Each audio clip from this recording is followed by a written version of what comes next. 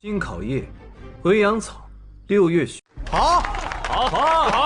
Lalu di saat giliran Jiangqi, ia mengambil satu persatu tanaman obat, bahkan tanpa ragu untuk memakannya, demi bisa mengenali nama-nama obat tersebut.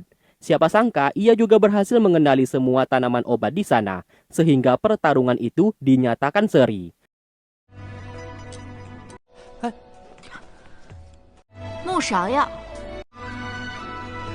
吃了会心闭气短；木梨花， 算谁赢呢？魏某认输。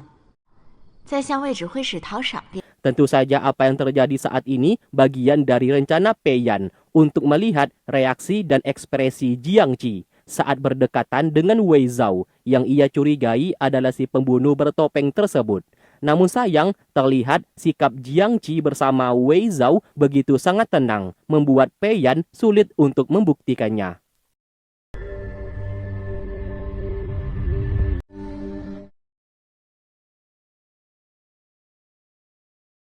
Terlihat Kaisar mendatangi kediaman keluarga Pei. Kedatangannya ke sana untuk menemui Nyonya Pei. Sesaat ia melihat lukisan wanita berkuda, yang dimana lukisan tersebut adalah pemberian darinya untuk Nyonya Pei di saat dulu. Sementara di luar, Jiangqi melihat Pei Yan seperti sangat khawatir akan pertemuan Kaisar dengan ibunya di dalam.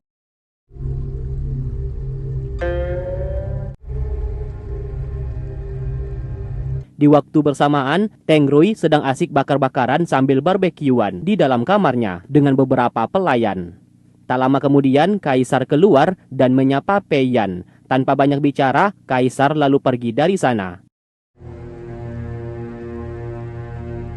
Sedangkan Nyonya Pei setelah bertemu Kaisar seketika teringat di masa lalunya. Dikala itu mereka memang memiliki hubungan satu sama lain. Namun karena konflik di istana, Kaisar tidak bisa menjadikannya sebagai istri. Sebelum berpisah, Kaisar sempat memberikan sebuah lukisan dan setelah itu meninggalkannya begitu saja. Karena hal tersebut, Nyonya Pei sangat membenci Kaisar. Beberapa tahun kemudian, Nyonya Pei menikah dengan keluarga Pei. Namun sayang, keluarga Pei adalah keluarga yang dibenci oleh Kaisar di saat dulu. Akibat suatu permasalahan, keluarga Pei dimusnahkan. Sejak kecil, Pei Yan dididik oleh ibunya dengan sangat keras karena ia adalah harapan terakhir untuk membangkitkan kembali keluarga Pei.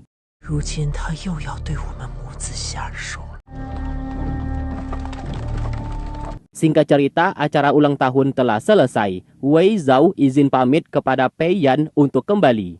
Sesaat ia berkata sangat iri kepada Pei Yan karena memiliki pelayan wanita yang sangat setia, yang dimana itu ditujukan kepada Jiangqi. Tiba-tiba terjadi kebakaran di penginapan milik Teng Rui. Pei Yan segera mengatasi masalah tersebut, jangan sampai Teng Rui celaka.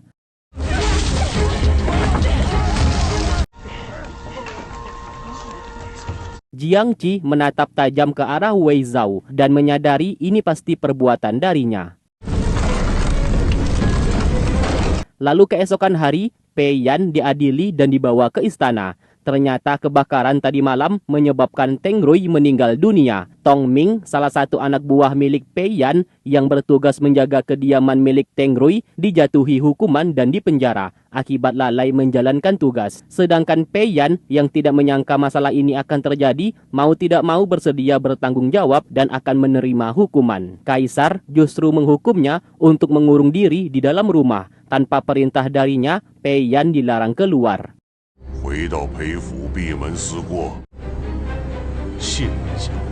Siapa sangka Teng Rui belumlah mati dan ini semua memang rencana dari Wei Zhao yang memanfaatkan acara ulang tahun Nyonya Pei untuk menculiknya. Di sana, Wei Zhao memaksa ia mengakui identitasnya yang merupakan Tuan Wang yang mengubah nama beserta penampilannya. Namun, Teng Rui tidak mau mengakui hal tersebut. Alhasil, ia pun disiksa di dalam penjara tersebut supaya mau mengaku. Sementara itu, Pei Yan menulis nama-nama yang dicurigai terkait ke dalam masalah ini. Salah satu nama yang dicurigainya adalah Wei Zhao, komandan pasukan cahaya. Sementara di luar, pasukan kerajaan Wei ingin menuntut balas dendam atas kematian Teng Rui kepada Pei Yan. 终究是死在裴炎的阴谋算。 Sedangkan di dalam, pasukan keluarga Pei tidak berani untuk membuka pintu. Takutnya akan terjadi peperangan yang tidak diinginkan. 裴炎出来，为他大人抵命！ Tak lama kemudian, Wei Zhao bersama pasukan cahaya datang ke sana untuk menghentikan tindakan pasukan kerajaan Wei. Karena bagaimanapun juga, kematian Teng Rui masih diselidiki. Pei Yan belum terbukti bersalah atas insiden kali ini. Apabila mereka tetap memaksa ingin menangkap Pei Yan, Wei Zhao tidak akan segan-segan menghabisi mereka semua. Alhasil, pasukan kerajaan Wei mau tidak mau memilih untuk mundur. 陛下命我来。走。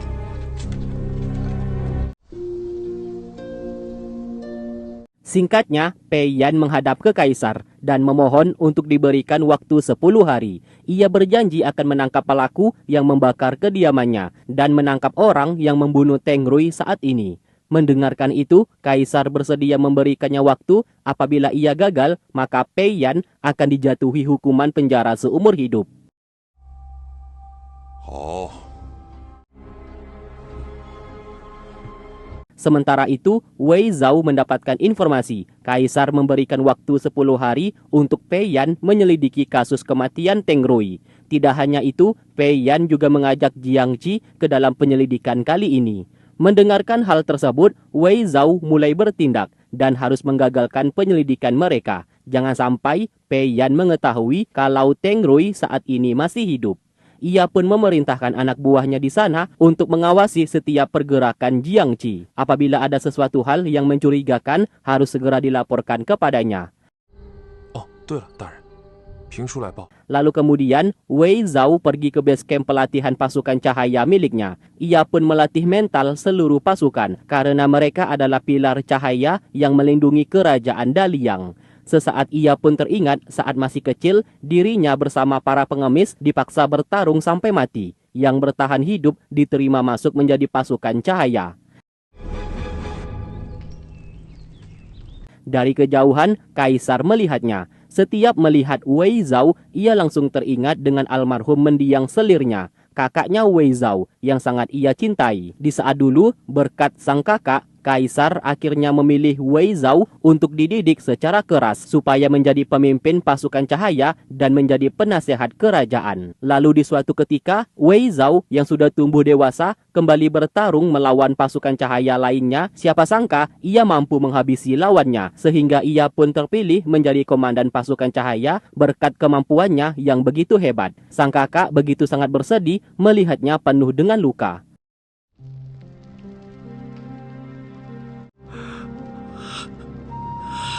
Jiang Qi yang sedang melamun sendirian tiba-tiba dihampiri oleh Wei Zhao yang membuatnya sangat ketakutan karena bertemu si pembunuh bertopeng sebenarnya.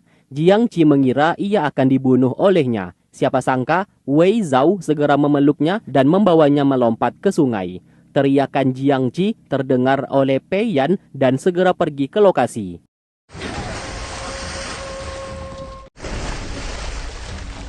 Siapa sangka Wei Zhao ternyata tidak bisa berenang dan berakhir ia pun tenggelam. Melihat itu, Jiang Qi segera membawanya naik ke atas. 魏指挥使， 三郎，三郎， Setelah itu, Pei Yan bertanya apa yang telah terjadi. Wei Zhao meminta maaf, ia datang saat ini untuk mencari petunjuk mengenai kebakaran yang telah menewaskan Teng Rui. Namun ia terpeleset dan jatuh ke sungai. Untung saja, Jiang Qi datang menyelamatkannya. Ia pun mengucapkan banyak terima kasih kepada Jiang Qi dan akan membalas kebaikannya di masa mendatang. Terlihat, Jiang Qi hanya terdiam dan sadar ada sesuatu hal yang sedang direncanakan oleh Wei Zhao.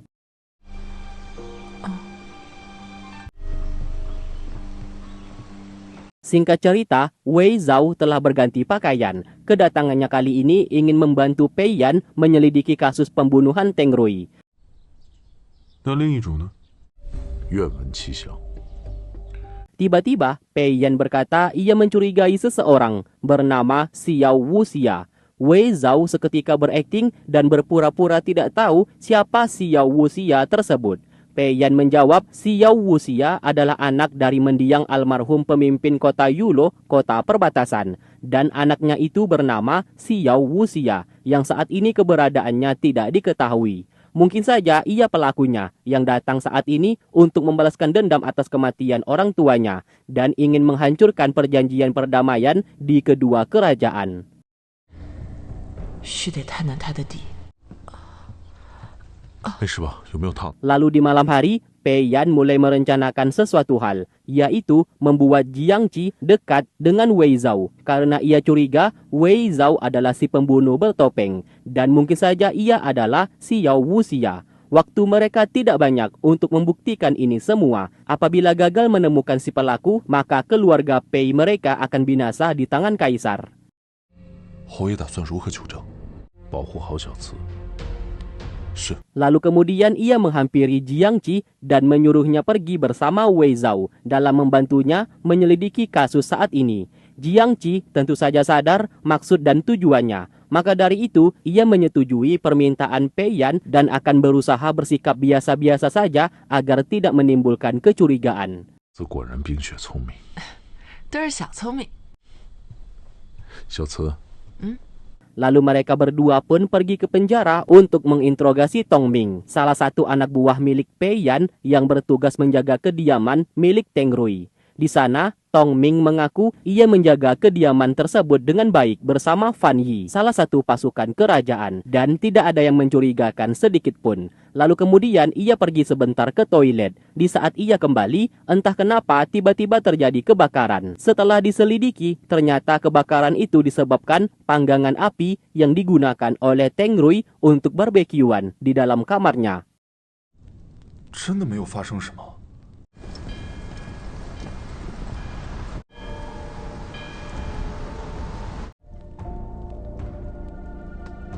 Setelah itu, Wei Zhao bersama Jiang Qi menghampiri Fan Yi di dalam penjara untuk diinterogasi. Di sana, Fan Yi memohon diselamatkan. Ia pun mengaku tidak tahu kenapa bisa terjadi kebakaran dan bersumpah tidak melihat siapapun yang mencurigakan di saat itu. 我真的什么都不知道。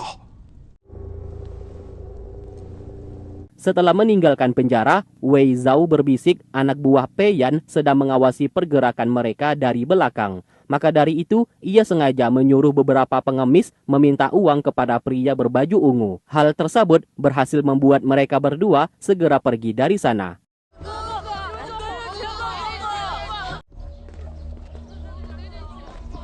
Wei Zhao mendesaknya untuk tidak menimbulkan kecurigaan apabila ia ingin gurunya tetap selamat.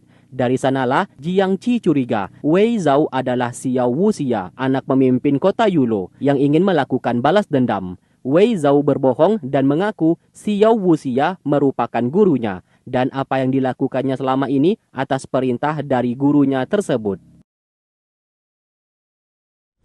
侯爷，侯爷， Setelah kembali, Jiang Qi menceritakan hasil penyelidikannya kepada Pei Yan. Tong Ming bersama Fan Yi sudah menjaga kediaman Teng Rui dengan baik dan tidak ada sesuatu yang mencurigakan. Dinyatakan kalau kebakaran itu disebabkan oleh panggangan api yang digunakan oleh Teng Rui di dalam kamarnya.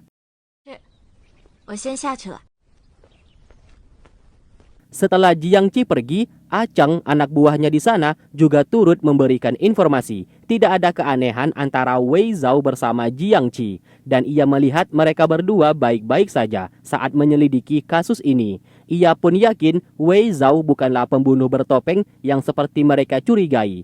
Tetap saja, Pei Yan tidak percaya dan akan bergerak sendiri untuk melihat gerak-gerik Wei Zhao. Singkat cerita, mereka pun menyelidiki saluran air di belakang kediaman keluarga Pei. Diketahui kediaman keluarga Pei dijaga dengan sangat ketat, bahkan memiliki tembok yang sangat tinggi.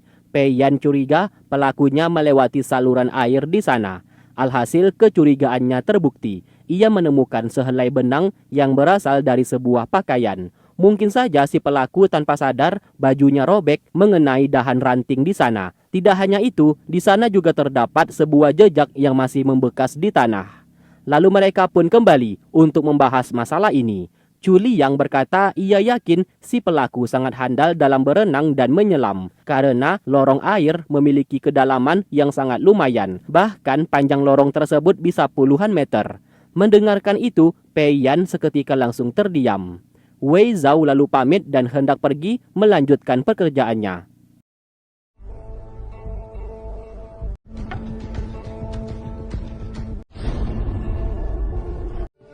我就知道你会来。 Secara diam-diam, mereka berdua kembali bertemu. Di sanalah Jiang Qi langsung menggigit tangannya akibat merasa kesal sebab ia sudah sadar alasan kenapa Wei Zhao cebur ke sungai waktu itu untuk membuktikan kalau ia tidak bisa berenang. Lalu kemudian merekayasa jalur masuk dan kaburnya si pelaku yang melewati sungai, sehingga seolah-olah kecurigaan Pei Yan terhadap Wei Zhao tidak terbukti karena Wei Zhao diketahui tidak bisa berenang. Di sana, Wei Zhao tertawa dan membenarkan semua perkataannya. Bahkan ia juga mengaku dirinya adalah Xiao Wuxia.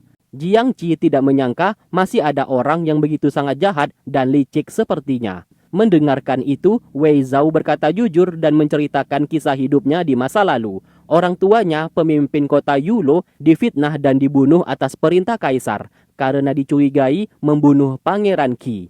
Tidak hanya itu, kaisar juga menghabisi seluruh pasukan dan keluarganya. Sejak kecil, ia bersama kakaknya hidup dalam kesengsaraan. Maka dari itu, ia bersama sang kakak mengubah identitas dan berhasil masuk ke dalam istana kerajaan Daliang. Setelah kakaknya menjadi selir milik kaisar, kakaknya tersebut meninggal dunia tanpa alasan yang jelas.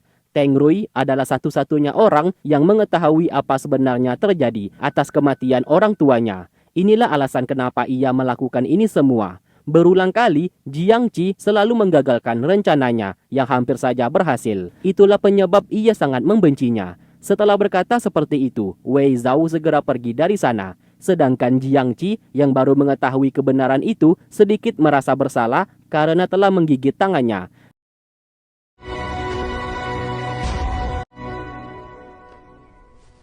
Ia pun keluar untuk bertanya mengenai kejadian kota Yulo kepada Chu Liang. Siapa sangka Chu Liang juga menceritakan hal yang sama seperti apa yang dikatakan oleh Wei Zhao, yang membuktikan Wei Zhao tidak berbohong.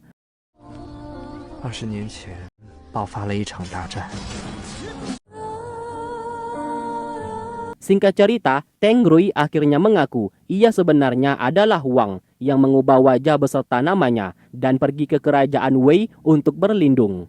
Kita pun flashback 20 tahun yang lalu, Raja Qi, anak kaisar, datang ke kota Yulo sebagai perwakilan perjanjian perdamaian antara kerajaan Daliang dengan kerajaan Wei. Terlihat ayah Wei Zhao menyambut kedatangan Raja Qi. Lalu di malam hari, pelayan pribadi milik Raja Qi yang bernama Yan menculik Raja Qi. Dan setelah itu diketahui Raja Qi meninggal dunia. Teng Rui mengetahui kebenaran tersebut dan ia takut kembali ke kerajaan Daliang karena pasti kaisar akan membunuhnya akibat gagal melindungi Raja Qi. Singkatnya, Wei Zhao memerintahkan Paman Ping untuk mencari keberadaan keluarga Yan dan menemukan pelayan bernama Yan yang merupakan pembunuh Raja Qi. Satu hal lagi, mereka harus segera memindahkan Teng Rui ke tempat yang lain. 让安影哥务必把他们找出来。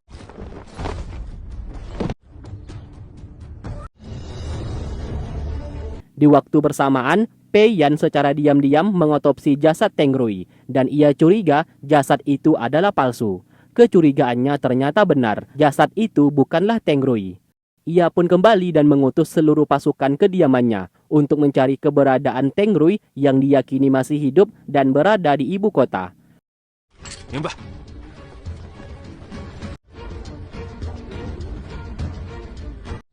你随我寻找腾瑞的下落。 Di waktu bersamaan, seseorang mencuri kalung giok milik Jiang Qi, pemberian dari Teng Rui sebelumnya.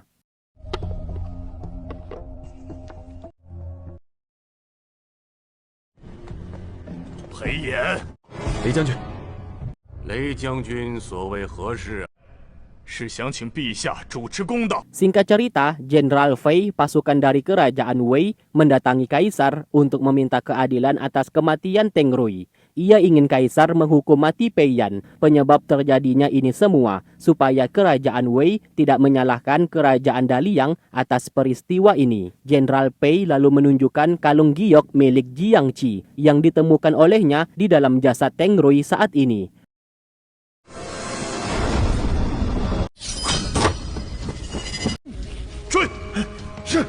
我欲将它拿下，却被他用粉雾，我便在滕大人发现了这枚玉葫芦。 Sontak semua orang sangat terkejut, terutama Pei Yan. Bagaimana mungkin hal itu terjadi? Diketahui kalung giok tersebut milik Jiangqi yang merupakan hadiah dari Teng Rui waktu itu. Seperti yang kita tahu, yang mencuri kalung tersebut adalah Wei Zhao karena mengetahui Pei Yan sehabis mengotopsi jasad Teng Rui. Maka dari itu ia meletakkan kalung tersebut di sana supaya Pei Yan bisa difitnah sebagai pembunuhnya. Terlihat Pei Yan langsung berlutut di depan kaisar dan mengaku ia bukanlah pembunuh. Namun ia juga tidak bisa memberikan keterangan bagaimana bisa kalung tersebut berada di jasad milik Teng Rui. 但臣无话可说。 派人去裴府捉拿婢女将士。 Alhasil, kaisar memerintahkan Wei Zhao untuk memasukkan Pei Yan bersama Jiangqi ke dalam penjara dan akan menerima hukuman mati apabila ia terbukti terlibat dalam kasus pembunuhan kali ini. Tidak hanya itu, kaisar juga memerintahkan pasukan untuk menjaga kediaman milik keluarga Pei. Tidak boleh ada yang keluar ataupun masuk. Kemudian pasukan kerajaan segera menjaga kediaman keluarga Pei. Pasukan milik Pei Yan tentu saja sangat marah melihat mereka datang ke sana. Tak lama kemudian, Wei Zhao datang ke sana dan segera menghentikan. Ia pun menceritakan apa yang telah terjadi kepada Pei Yan. Tidak ingin menambah masalah, mereka pun mau tidak mau memilih bersabar.